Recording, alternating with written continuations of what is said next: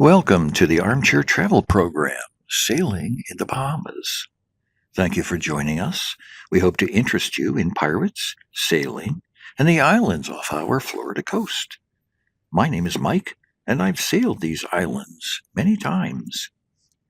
I'll be your captain during this 4-episode voyage.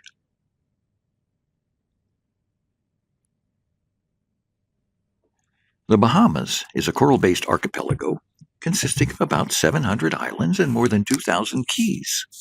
An island, by the way, is land on rock. The key is low-elevation sandy buildup on a dead coral reef. The population of the Bahamas, about 385,000, but only around 30 of the islands are inhabited. That leaves 2,670 islands and cays empty of human inhabitants. What are the boundaries of the Bahamas? USA, Cuba, Haiti and the Dominican Republic, the Turks and Caicos, and the Atlantic Ocean.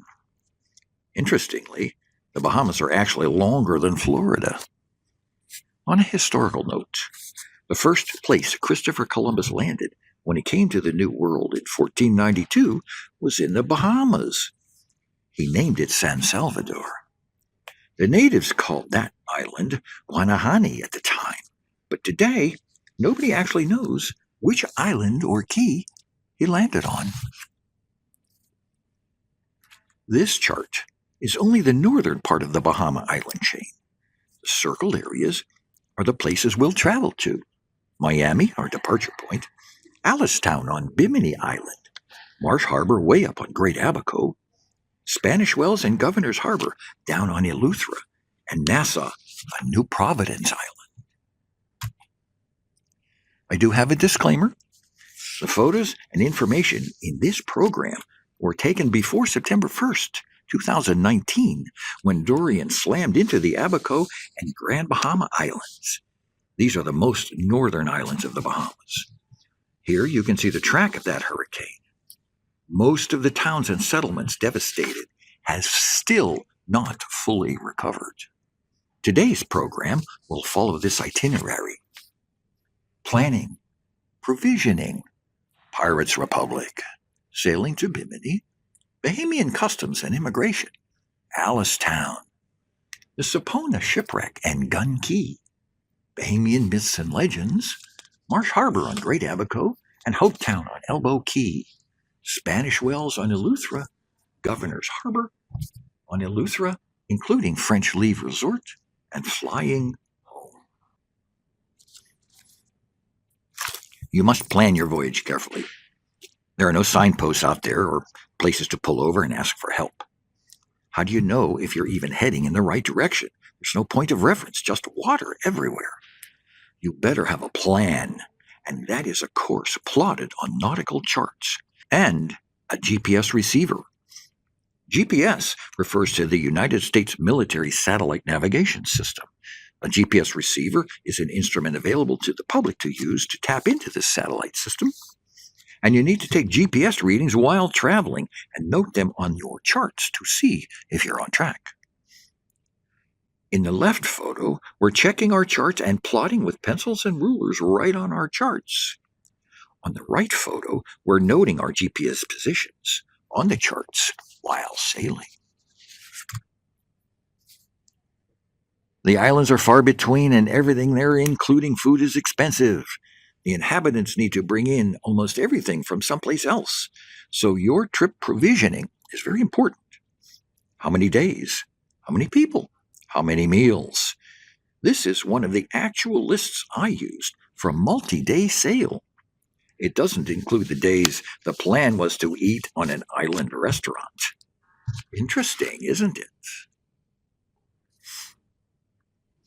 These sloops will be our transports. They draft about 4.5 feet, so we'll need to be careful to not run aground. Some terms? A sloop is a sailboat with only one mast. Draft refers to how deep into the water the underside or keel of a boat goes. Last minute relaxing before we begin. Note the extra drinking water, blue cans on deck, and extra gasoline, red cans on deck. You can't see them, but extra diesel fuel is in yellow cans, also on deck. Using the proper color container for the proper liquid is critical and standardized in the sailing community. See the yellow ribbon-like line on deck? That's to tie yourself to while you're walking on deck so you don't fall overboard. Can you imagine trying to rescue someone overboard out in the ocean? On our 29-foot sloop, it takes around 10 hours sailing to get from Biscayne Bay to the closest Bahamian island, which is Bimini. So you depart at dusk to arrive at sunup to take advantage of daylight navigation. In general, the Bahamas waterways aren't marked as well as those here in the U.S., so you need to see where you are and see the sea bottom to avoid reefs and sandbars. You and your crew work in shifts at night to keep awake and alert, 2 hours on, 2 hours off, sleeping. Work includes steering, watching for other boats, changing sail positions depending on the weather and wind direction, noting your GPS position on your charts. But there is something that you no longer need to worry about while sailing in the Bahamas. The Bahamas at one time had the greatest concentration of pirates of any Caribbean country. That was between 1690 and 1725. Its location put it next to busy shipping lanes, while the surrounding waters were too shallow for the heavier British Navy man-of-war ships. NASA became known as the Pirates' Republic. At that time, there were about 100 locals in the port town and roughly 1,000 pirates. Look at all the islands for the pirates to hide in. Note the shipping lanes determined by prevailing winds and ocean currents. What was prized pirate plunder? Well, certainly South and Central American gold and silver headed to Spain.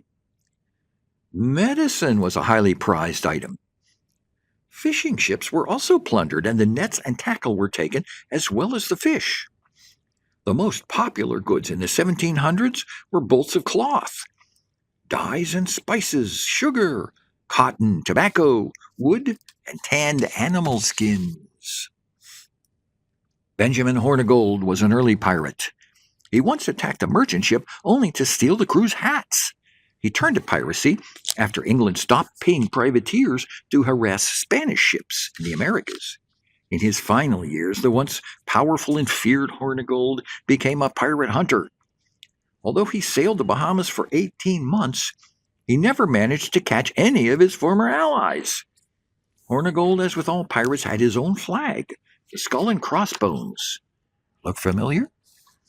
Probably. He is most famous for discovering a young pirate named Edward Teach and made him his second in command. Edward Teach, better known as Blackbeard, was a legendary pirate who worked the Caribbean, the coast of Mexico, and eastern North America. His pirating career lasted 5 years, and it's estimated that in that time he captured around 40 ships.